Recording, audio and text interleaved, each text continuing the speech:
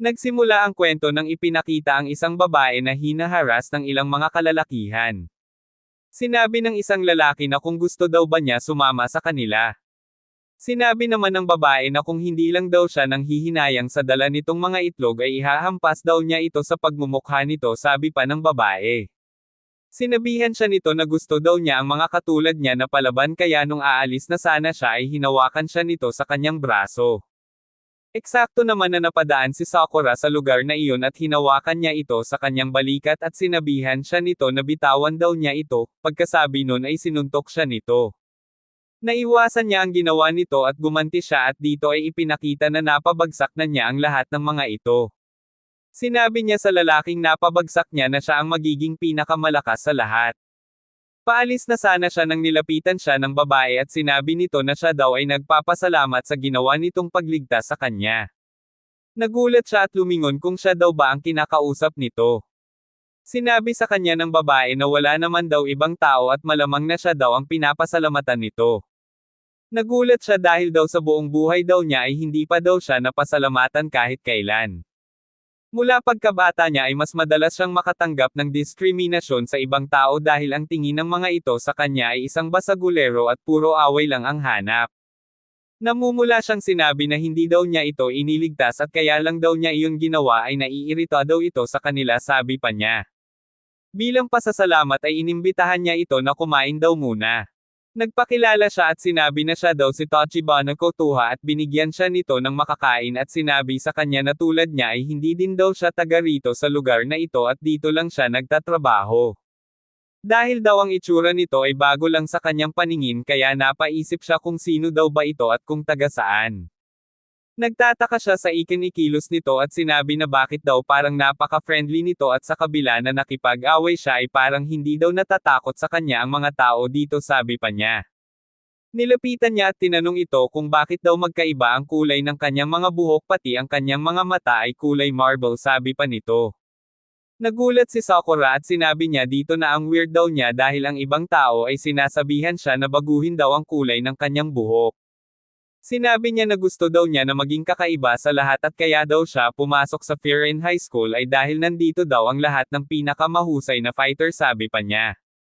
Araw-araw daw ay palaging nagtatagisan ng lakas kung sino ang pinakamahusay at ang pinakamahusay ang kikilalanin bilang pinakamalakas. Kaya daw dito niya gustong pumasok para patunayan daw sa kanilang lahat na siya ang pinakamahusay at malakas sa lahat. Pabiro siyang sinabihan ni Kotoha na kaya daw pala ito naka-uniform, ay excited na daw itong pumasok kahit na bukas pa ang umpisa ng klase, sabi pa nito. Dito ay umalis ang isang matanda na kumain din at sinabi ni Sakura na naiwan daw nito ang dala nito na paper bag. Nagpasalamat ang matanda sa kanya at nag-iwan ito ng mga candy bilang pasasalamat daw sa kanya. Nagtataka siya sa ipinapakita ng mga tao sa kanya dahil ibang-iba ang inaasahan niya sa nangyayari. Sinabi pa niya na minsan daw na nagmagandang loob siya dahil nakapulot siya ng wallet at ibinalik ito sa may-ari. Imbis na magpasalamat daw ito ay inakusahan pa siya na dinukot daw niya ito. Kaya daw sa Frieren ang napili niya dahil dito daw ay mga barumbado ang mga estudyante at kinakatakutan, pero bakit daw hindi sila natatakot sa kanya, sabi pa nito. Sinabi sa kanya ni Kotoha na ang pagpili daw niya na pumasok sa Frieren High School ay magandang choice. Ngunit ang maging pinakamalakas ay ang isang bagay na hindi niya makukuha, sabi pa nito. Hindi niya makukuha ang titulong pinakamahusay at pinakamalakas dahil siya daw ay nag-iisa lamang. Iniisip niya ng mabuti kung ano ba ang ibig sabihin ng mga sinabi nito sa kanya. Napapaisip siya sa ilang mga bagay at tinanong din niya ang kanyang sarili kung kaya nga ba niya maging pinakamahusay sa lahat. Sa eksenang ito ay ipinakita na may ilang kalalakihan na nanggugulo sa bayan at sinisira nila ang lahat ng kanilang madaanan. Sakto naman na habang naglalakad si Sakura ay nakasalubong niya ang mga ito at namukhaan siya ng isa sa kanila. Sinabihan siya nito na kung natatandaan pa daw ba niya ito dahil siya daw ay hindi niya makakalimutan, sabi pa nito. Hindi pa ito natatapos na makapagsalita ay sinuntok na niya ito sa mukha at ito ay natumba. Ang ginawa niyang iyon ay hudyat para magsimula ang away sa pagitan niya at ng mga gangster na iyon. Walang katakot-takot niya na sinalakay ang mga ito at bawat madaanan ng kanyang kamao ay nagsisipagbagsakan.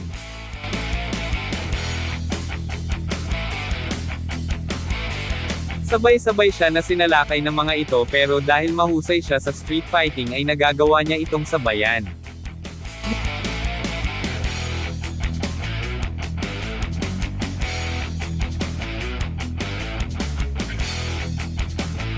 Dito ay ipinakita na ginawang hostage si Kotoha ng isa sa mga gangster at sinabi na wag na daw siyang lumaban kung ayaw nito na may madamay na sibilyan.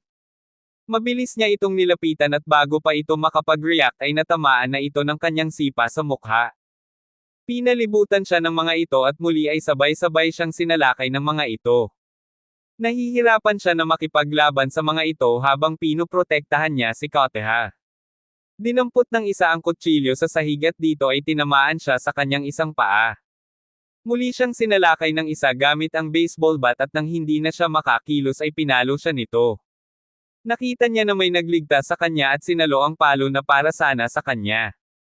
Napansin niya na ito ay naka-uniform din ng Firen at sinabi sa kanya na isa daw ba siyang first year high school. Iniligtas siya nito at ipinakita na hindi pala ito nag-iisa dahil mayroon din itong 3 pang kasama. Galit na sinabi ng isa na ang panggugulo daw sa bayan na ito ay walang kapatawaran. Nagtataka si Sakura kung bakit daw siya iniligtas ng mga taga-Firen dahil ang pagkakaalam niya sa mga ito ay mga masasamang tao at mga pasimuno ng mga away. Pero iba ang nakikita niya kaya siya ay labis na nagtataka. Nagsimula ang away sa pagitan ng mga gangster at ng mga taga-Firen at ang mga ito ay mahuhusay din sa pakikipaglaban.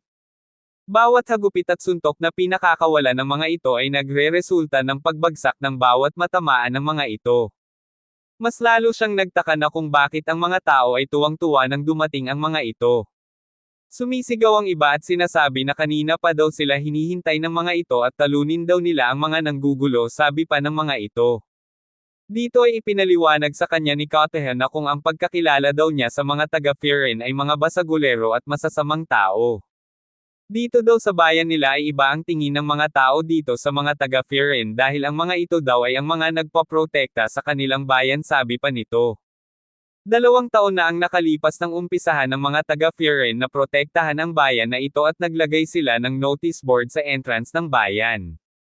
Nakasulat dito na bawal ang kahit anong makapaminsalang kagamitan sa loob ng bayan at bawal din ang manggulo at manira ng mga property dito. Nakikipaglaban daw ang mga ito upang protektahan ang kanilang bayan, taliwas daw ito sa kanyang pinaniniwalaan na ang mga taga-Firen ay masasamang mga estudyante sabi pa nito. Ang kanilang bayan daw dati ay pinamumugaran ng mga masasamang loob ngunit nang dumating daw ang mga taga-Firen ay nagbago na ang lahat. Ang tingin daw ng mga tao dito sa mga taga-Firen ay mga bayani ng kanilang lugar sabi pa nito. Tinalo ng mga ito ang mga gangster na nanggulo sa bayan at ang mga tao ay tuwang-tuwa na nilapitan sila at nagpasalamat. Nilapitan siya at pinuri ng ilang mga taga rito at sinabi na hinahangaan daw sila ng mga ito dahil hinarap daw niya ng mag-isa ang mga ito kanina.